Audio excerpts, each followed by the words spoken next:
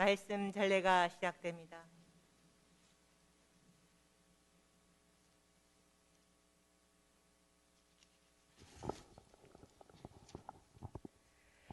히브리서의 말씀입니다.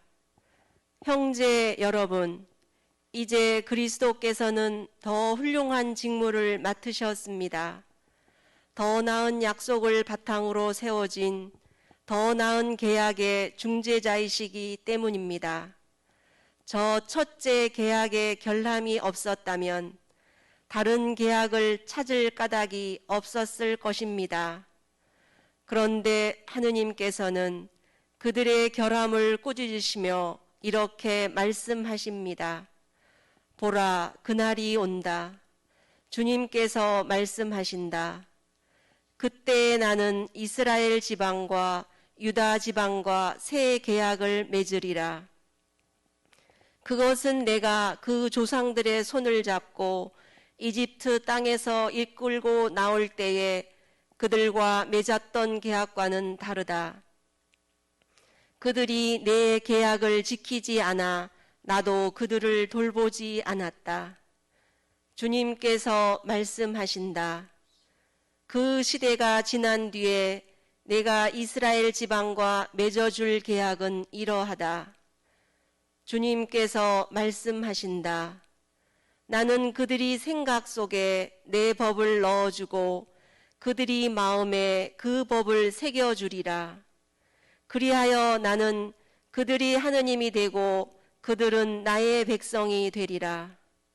그때에는 아무도 자기 이웃에게 아무도 제 형제에게 주님을 알아라 하고 가르치지 않으리라. 그들이 낮은 사람부터 높은 사람까지 모두 나를 알게 될 것이기 때문이다. 나는 그들의 불의를 너그럽게 보아주고 그들의 죄를 더 이상 기억하지 않으리라. 하느님께서는 새 계약이라는 말씀을 하심으로써 첫째 계약을 낡은 것으로 만드셨습니다. 낡고 오래된 것은 곧 사라집니다.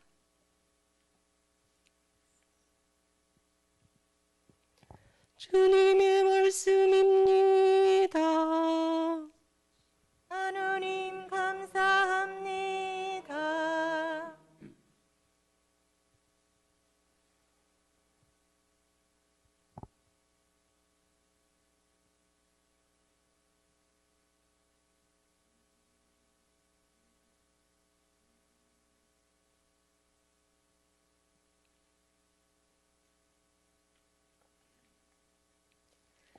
자애와 진실이 서로 만나리라. 자애와 진실이 서로 만나리라. 주님, 저희에게 당신 자애를 보여주시고 당신 구원을 베풀어 주소서. 그분을 경외하는 이에게 구원이 가까우니 영광은 우리 땅에 머물리라. 자애와 진실이 서로 만나리라. 자애와 진실이 서로 만나고 정의와 평화가 입을 맞추리라. 진실이 땅에서 돋아나고 정의가 하늘에서 굽어보리라. 자애와 진실이 서로 만나리라. 주님이 복을 베푸시어 우리 땅이 열매를 내리라. 정의가 그분 앞을 걸어가고 그분은 그 길로 나아가시리라. 자애와 진실이 서로 만나리라.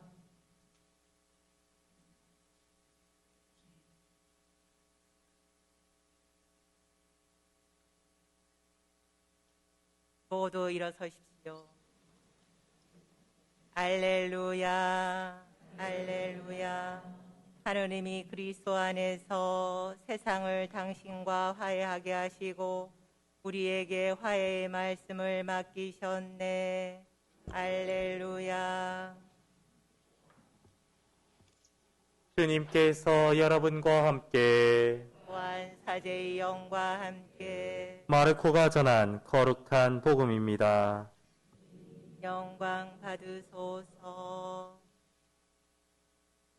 그때 예수님께서 산에 올라가시어 당신께서 원하시는 이들을 가까이 부르시니 그들이 그분께 나아왔다. 그분께서는 12를 세우시고 그들을 사도라 이름하셨다. 그들을 당신과 함께 지내게 하시고 그들을 파견하시어 복음을 선포하게 하시며 마귀들을 쫓아내는 권한을 가지게 하시려는 것이었다. 이렇게 예수님께서 12를 세우셨는데 그들은 베드로라는 이름을 붙여주신 시몬, 천둥의 아들들이라는 뜻으로 보아네르게스라는 이름을 붙여주신 제베데오의 아들 야고보와 그의 동생 요한, 그리고 안드레아, 필립보, 바르톨로메오, 마테오, 토마스, 알페오의 아들 야고보, 타데오, 열혈당원 시몬, 또 예수님을 팔아넘긴 유다 이스카리옷이다.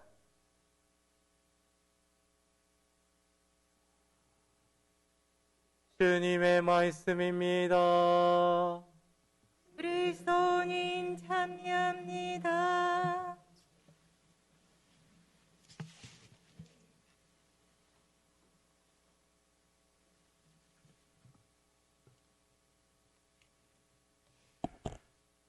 참 예수님 사랑합니다.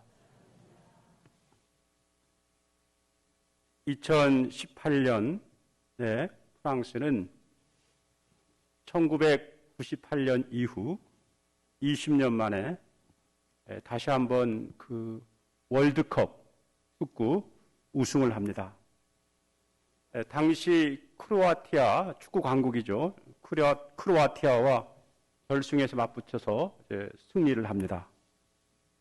그런데 그때 이 프랑스 대표팀 선수가 총 23명이었습니다. 그런데 그들 중에 2명을 빼고는 21명이 모두 그 이민자 가족 출신이에요. 그리고 그들 중에 또 15명은 이 아프리카의 가난한 여러 나라 출신들입니다. 어찌 보면 이들은 전혀 섞여질 것 같지 않는 다양한 인종과 민족 출신의 젊은이들입니다.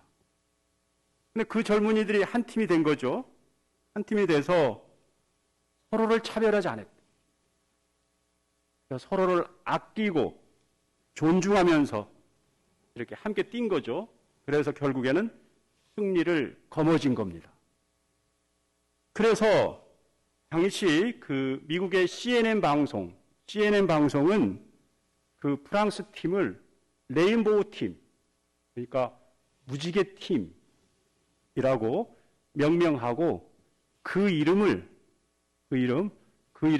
프랑스에 헌정하기까지 했다고 합니다. 저는 여기서 개인적으로 얼핏 우리 교회의 모습을 연상해 봅니다. 1984년 노벨 평화상을 받은 성공회 주교님이 있습니다. 투투 주교님이라고. 이 주교님은 이 남아프리카 공화국의 넬슨 만델라 아시죠? 넬슨 만델라와 함께 남아프리카 공화국의 인권운동가이자 평화활동가 대표적인 그 주교님은 교회를 일컬어 이렇게 이야기했어요.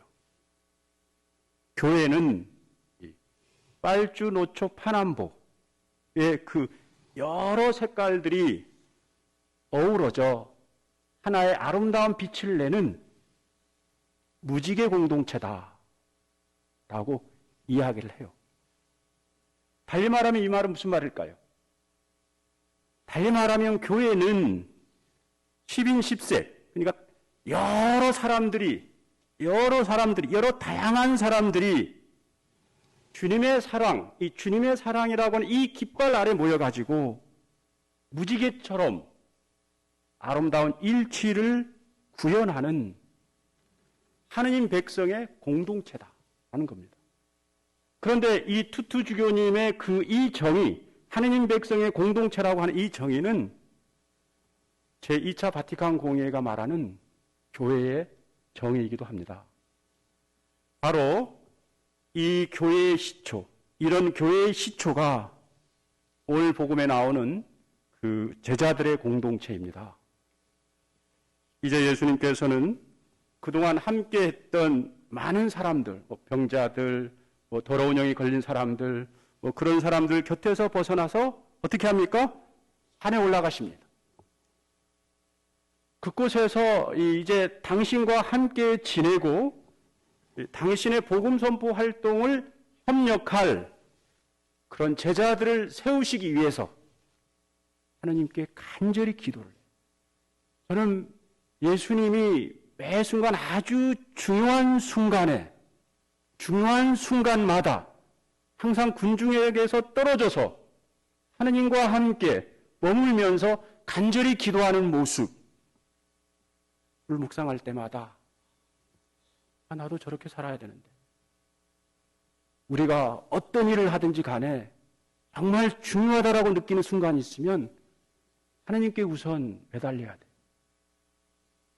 그런 다음에 예수님께서는 당신께서 원하시는 이들을 기꺼이 부르십니다.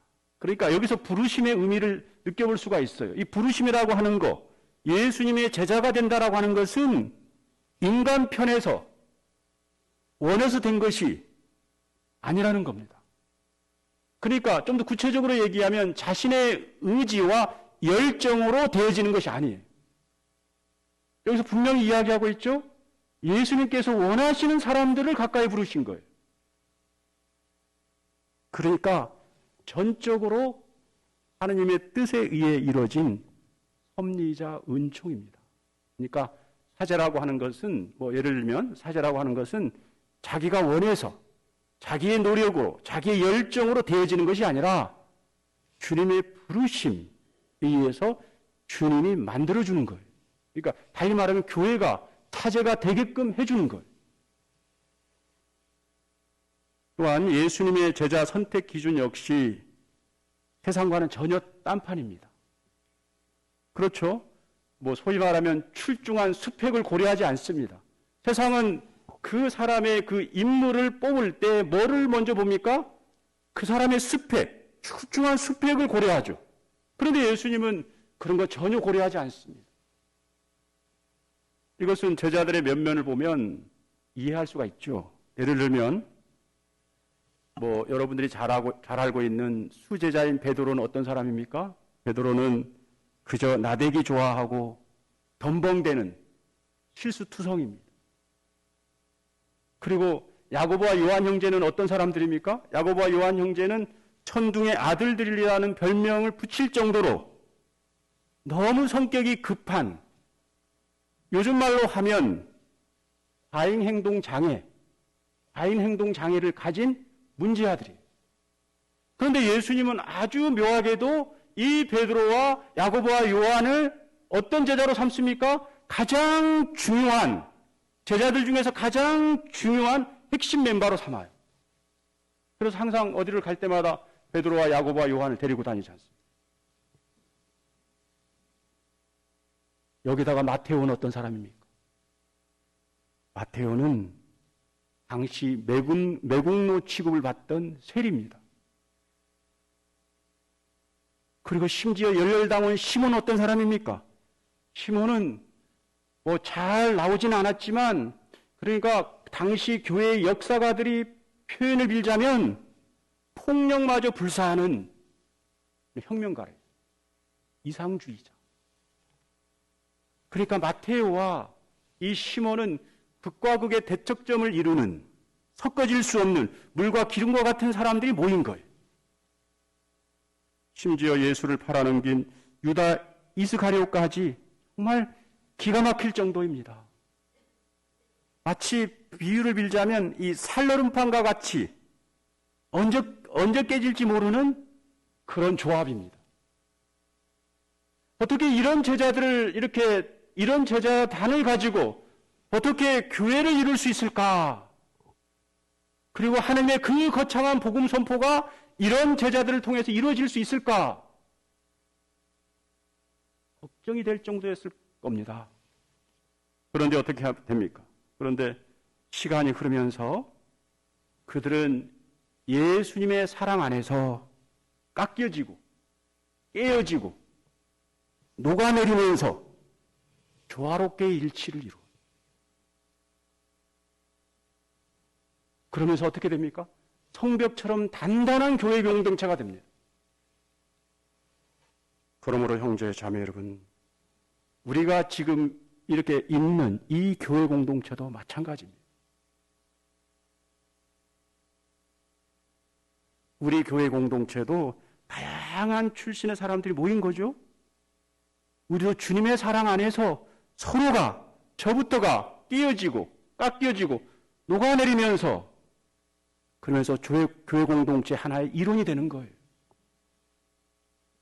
그러므로 매 순간 이러한 주님의 부르심, 이런 은총과 같은 이 주님의 부르심을 기억하면서 우리 서로 이 동강공동체 서로가 서로의 등이 되주도록 합시다.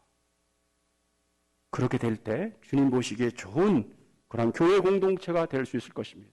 그래서 오늘 내 자신은 이 동강공동체의 작은 디딤돌이 되겠다 다짐하고 실제로 그러한 삶을 통해서 주님 보시기에 좋은 신앙인의 각자가 될 수 있도록 합시다. 잠시 복음 말씀을 묵상하겠습니다.